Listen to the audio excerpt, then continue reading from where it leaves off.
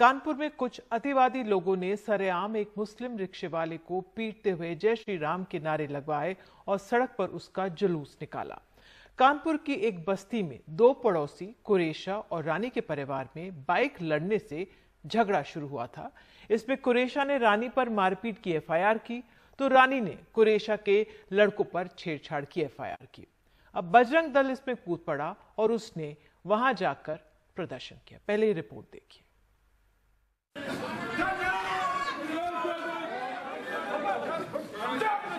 ये सब इस लोकतांत्रिक धर्मनिरपेक्ष देश में हो रहा है।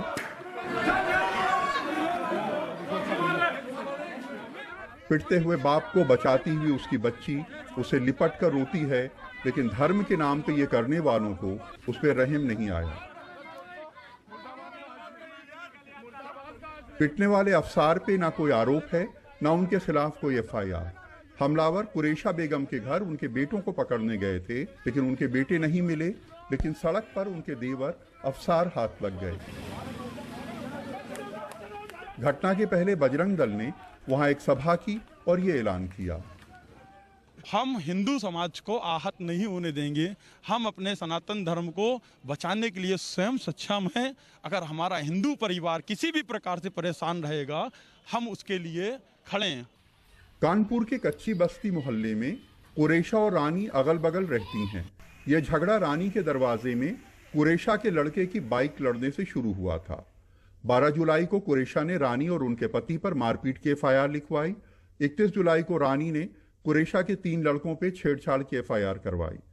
बाद में रानी ने आरोप लगाया कि उनकी पड़ोसी कुरेशा उनसे कह रही हैं कि तुम मुसलमान हो जाओ और अपना धर्म हमको 20,000 में बेच दो। लोग कह रहे अपना धर्म छोड़ के हमारे धर्म में आ जाओ, हम नहीं आ रहे तो कह रहे 20,000 रुपया ले लो, धर्म बेच दो।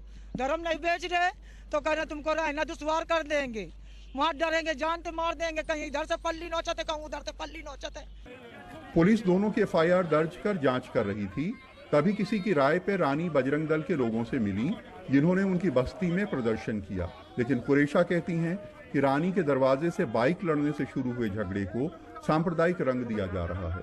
दरवाजा में गाड़ी लड़ जाए तो दरवाजे की गाड़ी लड़ी तो दरवाजे की लड़ाई नहीं लड़ती हैं, वे बिटियन के उखेल लड़ाई लड़ती हैं कि ये क्या कहते हैं, हिंदू मुसलमान की लड़ाई लड़ती हैं। ओ माँ भरेन कि इनके लड़का वो हम तो कह रहे हमारे धर्म में आ जाओ। पुलिस ने मौके पर पहुंचकर अफसार की जान बचाई और उनकी तरफ से कुछ लोगों पर मारपीट की एफआईआर दर्ज की। एक व्यक्ति के साथ लोग मारपीट कर रहे हैं। जो पीड़ित है उसकी तहरीर के आधार पर कुछ नामजद व कुछ अज्ञात व्यक्तियों के खिलाफ मुकदमा कायम कर लिया गया है। इसमें अग्रिम कानूनी कार्रवाई अमल में लाई जा रही है। ऐसी घटनाओं की 2 बड़ी वजहें लगती हैं। एक तो सोशल मीडिया, कुछ न्यूज़ चैनल्स ने जिस तरह की नफरत और जहर लोगों के दिलों में घोला है, ये उसका नतीजा है।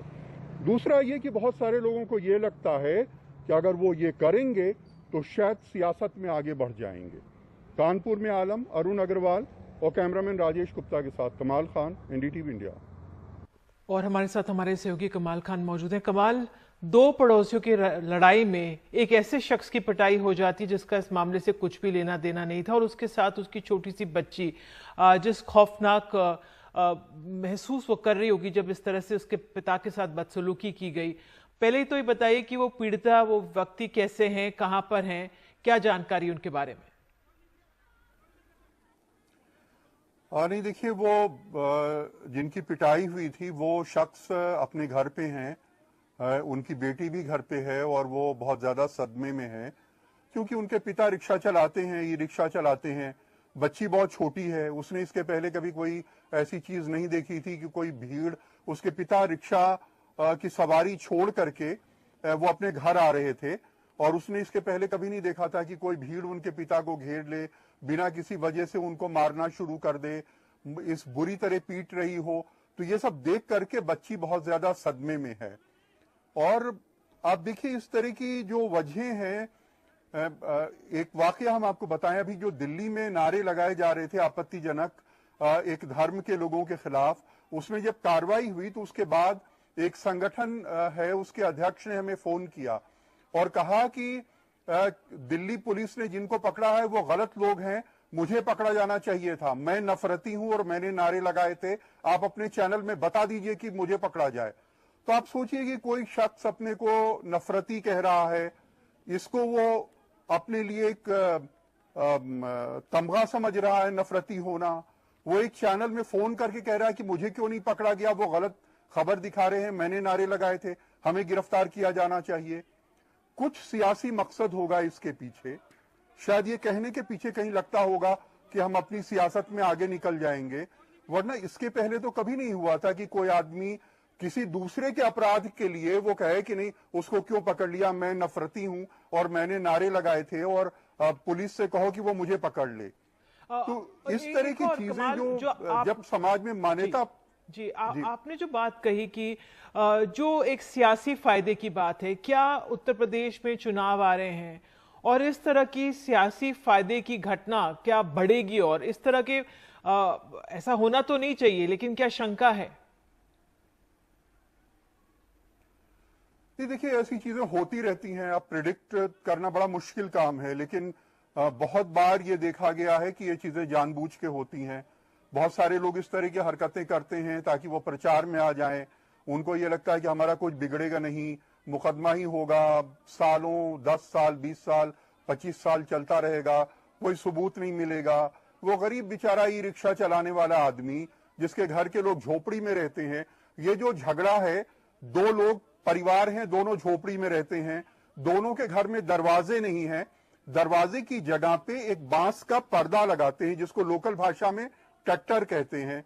तो एक परिवार की बाइक जो है वो दूसरे के झोपड़ी के ट्रैक्टर से लड़ गई, जो एक ओट लगाई जाती है दरवाजे के ऊपर दरवाजा ना होने पे झोपड़ी में, उससे लड़ गई। उसका ये सारा झगड़ा है और ये झगड़ा यहां तक पहुंच गया है। बिल्कुल कमाल, बहुत दुखद है और इस पर लगातार जानकारी लेते रहेंगे। पुलिस कह रही है कि वो कार्रवाई कर रही है। बहरहाल आप जुड़े, बहुत बहुत शुक्रिया।